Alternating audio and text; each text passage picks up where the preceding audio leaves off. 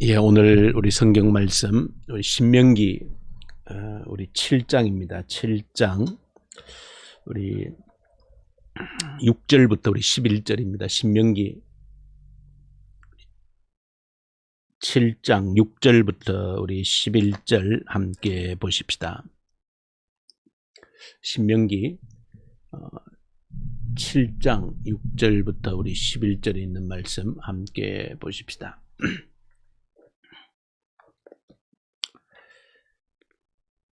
같이 읽읍시다. 너는 여호와 내 하나님의 성민이라. 내 하나님 여호와께서 지상 만민 중에서 너를 자기 기업의 백성으로 택하셨나니, 여호와께서 너희를 기뻐하시고 너희를 택하심은 너희가 다른 민족보다 수효가 많기 때문이 아니니라. 너희는 오히려 모든 민족 중에서 가장 적으니라.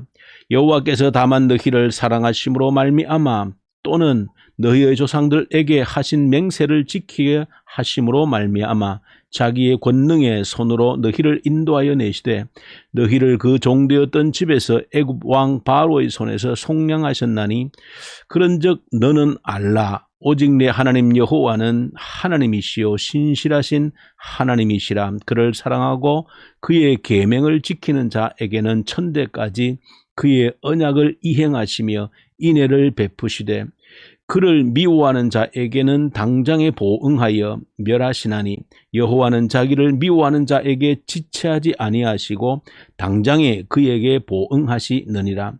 그런즉 너는 오늘 내가 내게 명하는 명령과 규례와 법도를 지켜 행할지니라. 아멘. 오늘 신명기 우리 7장에 보시면은 하나님께서 모세를 통해서 내가 왜 너희를 건져내었는지 그 이유를 아느냐, 그렇게 말씀합니다. 내가 너희를 애굽 땅에서 건져낸 이유를 아느냐, 내가 너희를 나의 백성으로 삼은 이유를 아느냐. 우리가 어떤 이스라엘 백성들이 다른 민족에 비해서 뛰어난 민족이거나 더 착한 민족이거나 어떤 더 훌륭한 그런 민족이어서 너희를 건져내었다, 그렇게 기록을 하고 있지 않습니다. 오늘 7절에 보시는 대로 너희는 수효가 가장 적기 때문이다. 인구수가 가장 적기 때문이라는 겁니다. 다른 모든 민족보다 더 많기 때문이 아니고 가장 적기 때문이다, 그렇게 표현을 하고 있습니다. 인구가 가장 적다라고 하는 것은 이 고대 시대에는 오늘날의 개념과는 좀 차이가 있습니다. 왜냐하면 고대 세계에 있어서 인구라고 하는 것은 그 나라의 모든 그 국력과 비례를 하는 겁니다. 그 나라가 얼마나 강한 나라냐, 큰 나라냐, 훌륭한 나라냐 하는 것은 가장 중요한 기준이 인구가 얼마나 많이 있는가, 거기에 좌우가 되어지는 겁니다. 그래서 인구 수를 가지고 오늘 본문에서 말씀을 하고 있는 겁니다. 다른 모든 나라들에 비해서 인구 수가 가장 작다는 겁니다. 그 말은 그 나라가 가장 연약한 민족이다, 가장 작은 민족이다, 그런 의미를 담고 있습니다. 그런데 하나님께서 이 백성들을 택한 이유가 다른 데 있지 않고 가장 작기 때문이다, 가장 연약하기 때문이다, 그렇게 오늘 본문에서 말씀을 하고 있다. 바울도 이런 내용들을 늘 자신의 고백처럼 하고 있습니다. 약함의 비밀이라고 하는 것을 바울이 자주 자신의 간증 속에서도 그렇게 고백을 합니다. 약할 때 곧 강함이다, 그렇게 말합니다. 바로 그 약함의 비밀이라고 하는 것은 하나님 안에서 감추어진 하나의 큰 비밀이다.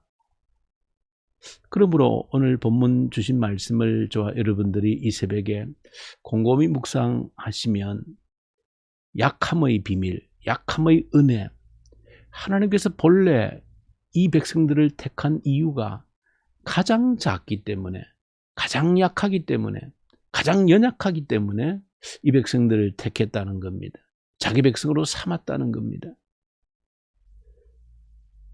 약함이 많은 우리들의 모습을 생각하면 오늘 본문에서 주시는 말씀만큼 우리에게 큰 은혜가 되는 말씀이 없다는 생각이 듭니다.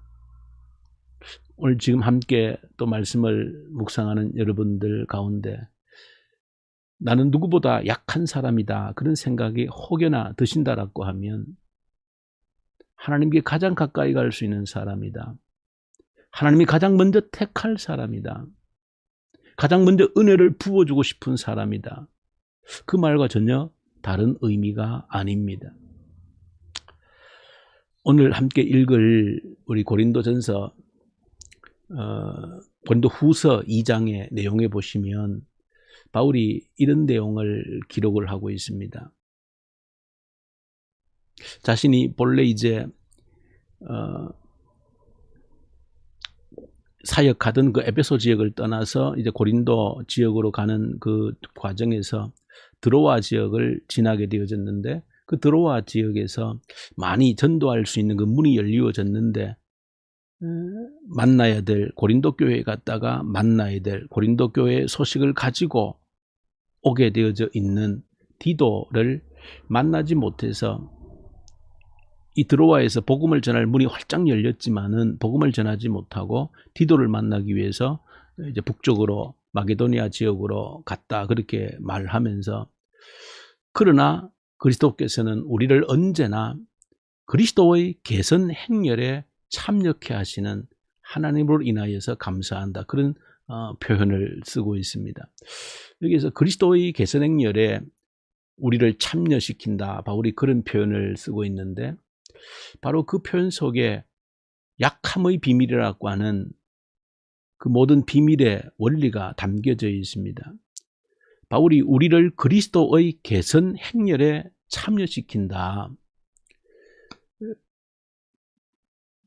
요즘으로 보면 어떤 군사 카퍼레이드 같은 그런 모습인데 과거에 로마 시대에 전쟁터에 나가던 장군이 승리하고 돌아올 때에 로마 시내로 들어올 때에 그 행렬, 개선 행렬을 이렇게 합니다. 그것은 멀리 전쟁에서 이제 승리하고 돌아왔기 때문에 그 로마 시민들에게 승리를 알리는 그런 행렬입니다. 그 행렬을 보면 특징들이 있는데 이제 물론 거기 전쟁에 참여했던 군인들 그리고 그야말로 그 군대를 이끌고 승리를 이끌었던 그 군대 장군이 또 그 행렬 가운데 중간에 있고 그 특징 가운데 그 개선 행렬 가운데 가장 특징은 맨 뒤에 전쟁에서 잡아온 포로들이 있습니다. 노예들이 있습니다. 그 포로들이 이제 함께 잡혀오는데 이 포로들이 왜 잡혀오는가 하면 이제 이 군인들은 멀리 전쟁터에서 승리를 하고 돌아왔지만은 사실은 로마에 있는 시민들은 또 로마에 있는 황제는 전쟁터를 직접 눈으로 본 것이 아닙니다. 승리했다라고 들었지만 그 승리의 광경을 직접 본 것이 아닙니다. 그래서 그 포로를 잡아와서 그 개선 행렬 가운데 마지막 순서 가운데 한 가지가 뭔가 하면 그 포로를 모든 로마 시민들이 보는 가운데 처형을 하는 겁니다. 잡아온 포로를 공개 처형을 하는 겁니다.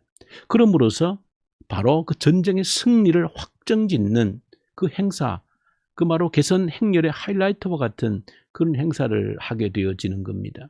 바울이 여기서 우리를 그리스도의 개선 행렬에 참여케 한다라고 할 때에 그 담겨진 가장 중요한 의미라고 하는 것은 그 개선 행렬 가운데 어떤 장군으로서 전쟁에 참여했던 군인으로서 사실은 개선 행렬에 참여케 했다는 의미가 아니라 바로 그 포로, 개선 행렬에 잡혀있는 그 포로를 생각하면서 바울이 우리를 그리스도의 개선 행렬에 참여케 했다 그런 의미를 쓰고 있습니다.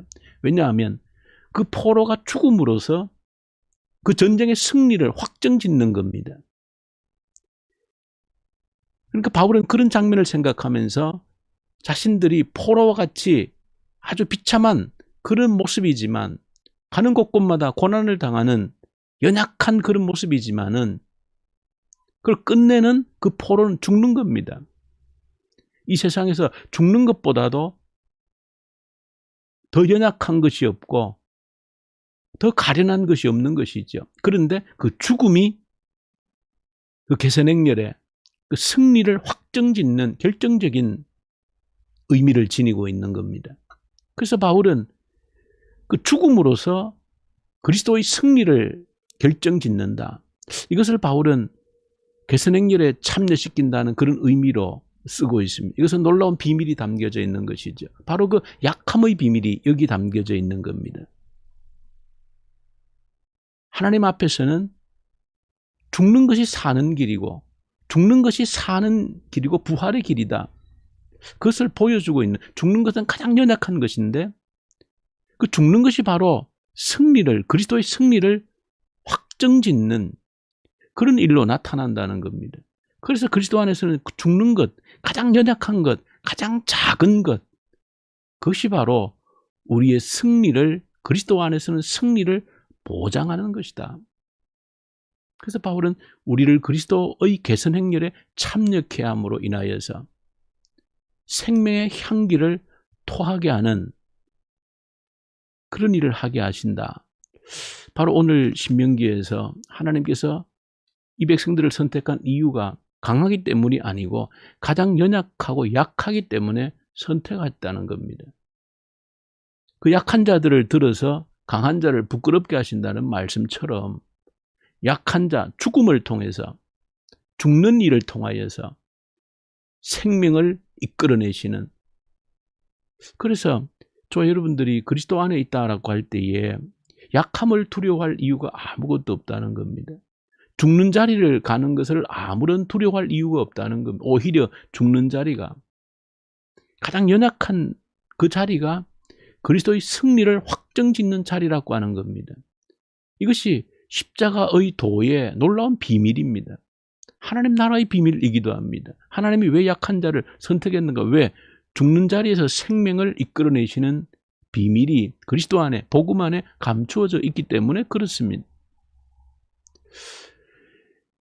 이 사순절을 저와 여러분들이 함께 이제 지내고 있습니다. 이 사순절에 이 죽음의 비밀을, 연약함의 비밀을 깊이 깨달을 수 있는 사순절 절기가 되면 참 좋겠습니다. 이 세상 모든 사람들은 강하기를 원합니다. 능력이 있기를 원합니다. 그러나 우리가 강하다라고 하는 것이, 능력이 있다고 하는 것이 전혀 하나님께 가까이 가는 데에, 하나님의 능력을 나타내는 데에 별 도움이 되지 않는다는 겁니다. 역설적으로 약한 것이, 가장 연약한 것이, 죽는 것이 그리스도의 승리를 나타내는 길이라고 하는 겁니다. 그 죽는 자리 가는 것을 마다하지 않는 겁니다. 오히려 죽는 자리가 어딘지를 찾아가기를 원하는 겁니다. 왜? 그 죽는 자리가 그리스도의 승리를 확정지을 수 있는 자리이기 때문에 그렇습니다. 그리스도의 죽으심으로 부활의 승리가 확정되어진 것처럼 저 여러분들이 그리스도 안에서, 하나님 안에서의 모든 삶의 원리가 그렇다는 것입니다.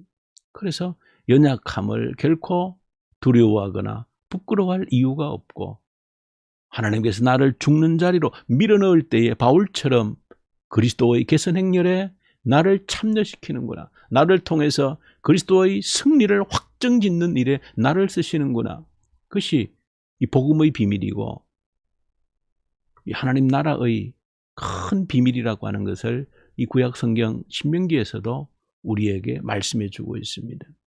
나의 연약함을 보고 하나님이 나를 먼저 부르셨다는 사실을 잊지 않기를 원합니다.